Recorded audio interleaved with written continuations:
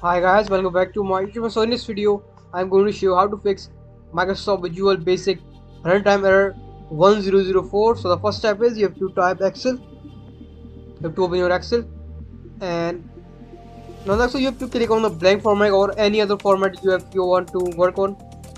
You are working on it, so click on File. You have to click on Options. So in option menu, you have to click on Trust Center. Now Trust Center, you have to click on the Trust Center settings. Now the Trust Center settings, you have to click on Macro settings. Now you need to check this Trust access to the VBA project object model. So this you have to check the developer macro settings and you have to click on OK. So now I will show you how to click. So you have to click OK. Now I need to click OK and you have to save Ctrl+S. So after all these steps, you have to restart your Excel. So close this and then you have to again restart your Excel.